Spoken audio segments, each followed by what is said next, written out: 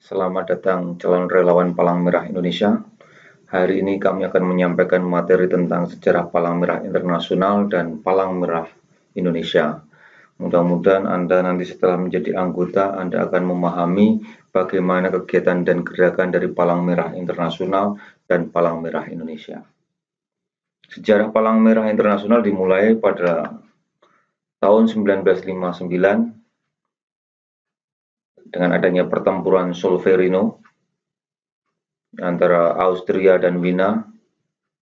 Pada 1 jam pertama pertempuran terjadi banyak korban yang meninggal dan terluka, dan pada saat itu ada seorang pedagang yang melalui lokasi pertempuran tersebut melihat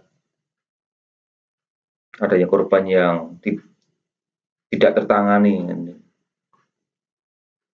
Beliau adalah Henry Dunant. Kemudian setelah melihat kejadian tersebut, beliau menulis buku Un Souvenir de Solferino atau Memory of the Solferino, atau dalam bahasa Indonesia yang adalah Kenangan Solferino. Buku itu ditulis pada tahun 1862, kemudian di dalam buku itu mengusulkan adanya 2 gagasan, yakni membentuk organisasi sukarelawan yang disiapkan untuk menolong korban perang. Kemudian gagasan yang kedua adalah membuat perjanjian internasional untuk melindungi korban perang serta melindungi para relawan yang membantu Dinas Kesehatan Militer. Maka Henry Dunant punya kata-kata bijak, yaitu adalah Siamo tutti fratelli, kita semua bersaudara. Maka pada tahun 1863 dibentuklah ICRC, tapi awal berdirinya bernama dengan International of the Wounded, yaitu pertolongan pada korban yang terluka. Kemudian berubah namanya menjadi ICRC, International Committee of the Red Cross. Adalah suatu organisasi kemanusiaan yang netral, tidak berpihak dan mandiri, yang semata-mata melaksanakan tugas kemanusiaan untuk melindungi kehidupan dan martabat korban-korban perang dan kekerasan dalam negeri, serta memberi bantuan kepada mereka yang membutuhkan. Ini mandat ICRC adalah melindungi dan membantu korban konflik bersenjata, mempromosikan HHI, hukum internasional kemanusiaan, hukum pre-kemanusiaan internasional. Kegiatan ICRC adalah memberikan bantuan, memulihkan hubungan kerja, memulihkan hubungan keluarga, maksud saya, kemudian kunjungan tahanan, dan diseminasi.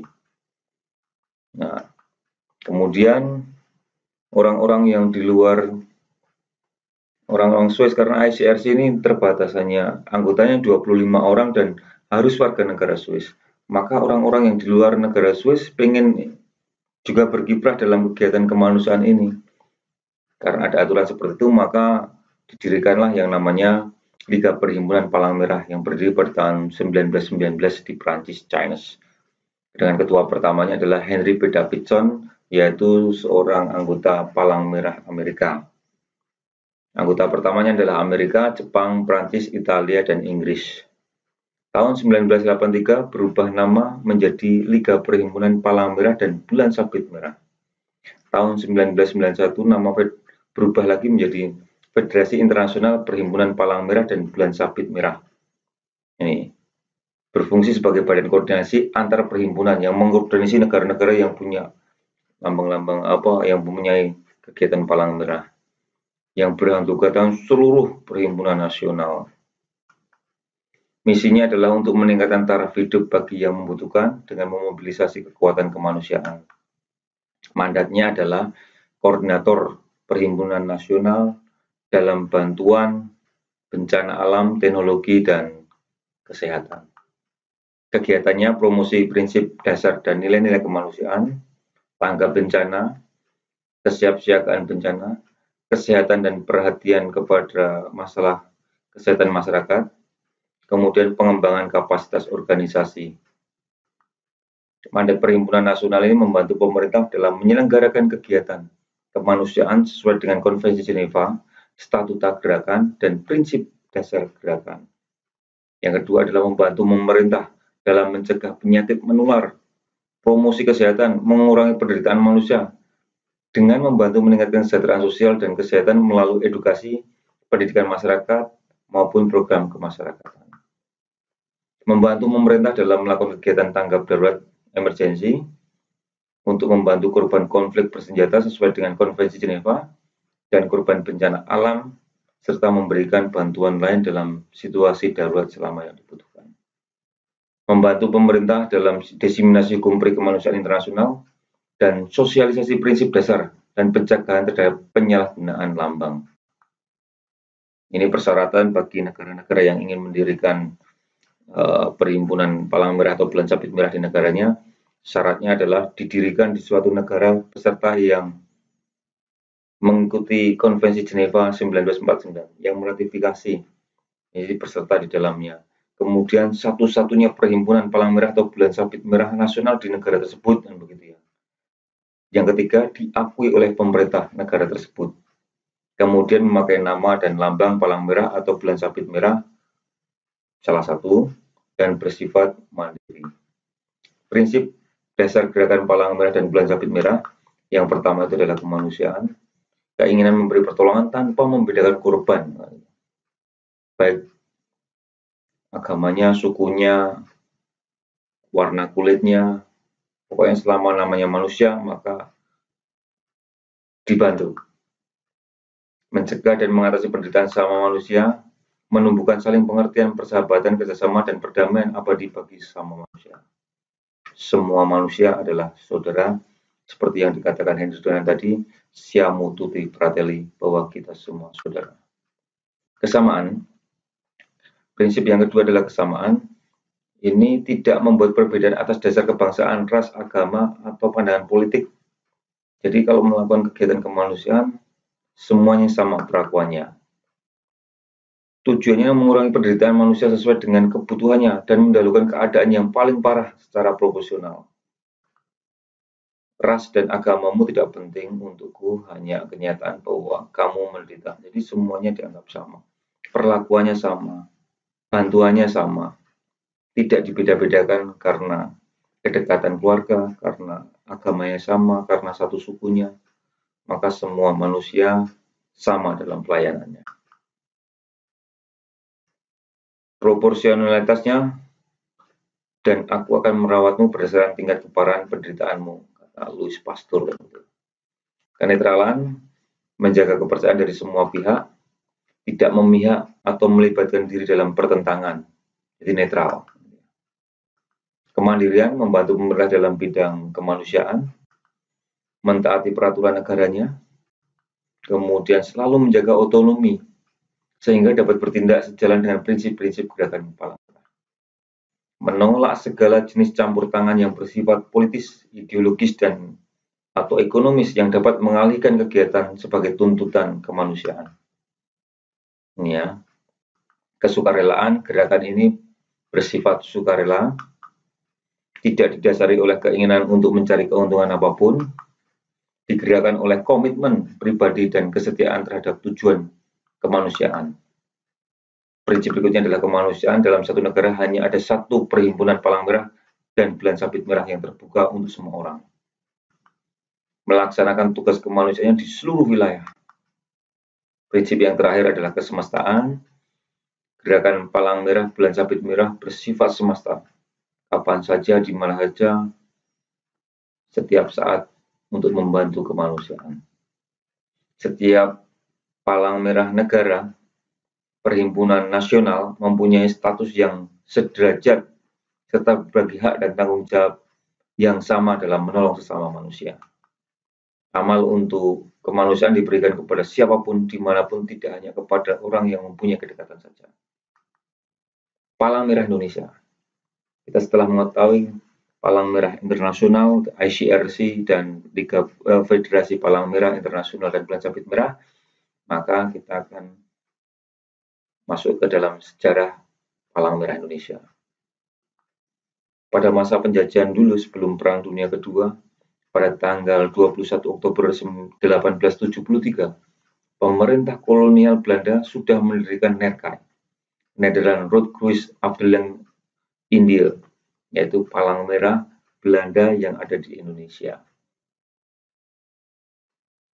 Pada tahun 1938, Dr. R.C.L. Senduk dan Dr. Badur Johan merintis berdirinya suatu Badan Palang Merah Nasional. Tetapi rancangan ini ditolak oleh pemerintah Hindia Belanda penjajah pada saat itu. Pada tahun 1940, rencana ini dikemukakan lagi, tetapi ditolak kembali. Akhirnya Jepang masuk pada tahun 1942 sampai 1944, maka rencana pendirian Palang Merah Indonesia dikemukakan lagi, tetapi ditolak oleh pemerintah Jepang. Masa kemerdekaan setelah 17 hari Indonesia merdeka, tanggal 3 September 1945, Presiden Soekarno memerintahkan kepada Menteri Kesehatan pertama, Dr. Bundaran Martoatmojo, untuk membentuk Palang Merah Nasional. Maka pada waktu itu kemudian dibentuklah suatu panitia 5 pembentukan Palang Merah Indonesia pada tanggal 5 September 1945 yang terdiri atas ketuanya Dr. Raden Muchtar, Dr. Badur Johan sebagai penulis, anggotanya Dr. Johana, Dr. Marjuki, dan Dr. Sitanala. Maka pada tanggal 17 September 1945, panitia 5 dapat membentuk kepengurusan Palang Merah Indonesia dan menunjuk Wakil Presiden Dr. Andes Muhammad Hatta untuk menjadi ketua pertamanya dan menempati gedung di Jalan Surya nomor 1 sebagai kantor pertamanya. PMI bertindak atas nama ini dalam tugas pokok dan kegiatan PMI sesuai Kepres RI nomor 246 tahun 1963. PMI bertindak atas nama Pemerintah Republik Indonesia tentang pelaksanaan hubungan luar negeri dalam lapangan Kepalang Merah untuk memenuhi syarat-syarat yang ditentukan dalam Konvensi Jenewa terhadap dunia luar.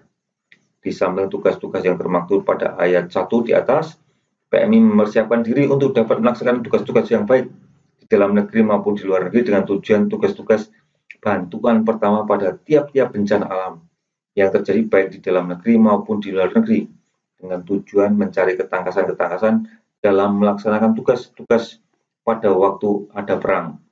Di sampingnya tujuan pokok dari PMI dalam lapangan perikemanusiaan. Itu tugas pokok yang ada di Kepres nomor 246. Ini kegiatan PMI, Palang Merah Indonesia, kesiapsiagaan, pengembangan relawan, PMR, baik TSR, KSR, relawannya ada donor darah, kemudian diseminasi tentang hukum perikemanusiaan dan prinsip-prinsip dasar Palang Merah, tanggap darurat bencana, nanti Anda akan dilibatkan dalam kegiatan-kegiatan ini, pelayanan kesehatan dan ambulan, air sanitasi, pemberian air bersih dan pembuatan jamban dalam rangka kalau terjadi bencana maka ada kerusakan-kerusakan, maka agar tidak timbulnya penyakit maka dibuat ada tim Batsan, water and sanitasi, kegiatannya adalah untuk penyediaan air bersih dan sanitasi.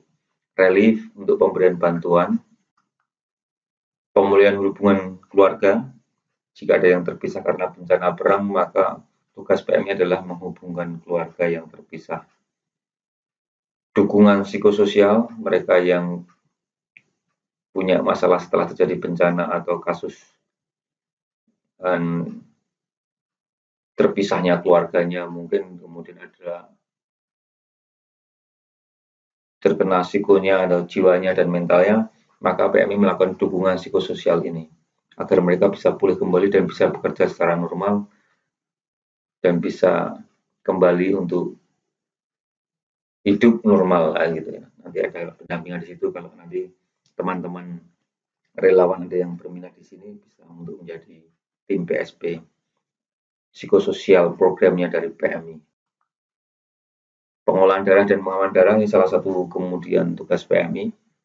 Nanti diharapkan Anda kalau jadi relawan tidak cukup hanya jadi relawan saja, tapi juga kalau sudah memenuhi syarat umurnya bisa untuk mendonorkan darahnya. Itu mudah-mudahan bisa bermanfaat tentang sejarah Palang Merah yang singkat ini. Terima kasih, kurang lebihnya mohon maaf. Assalamualaikum warahmatullahi wabarakatuh.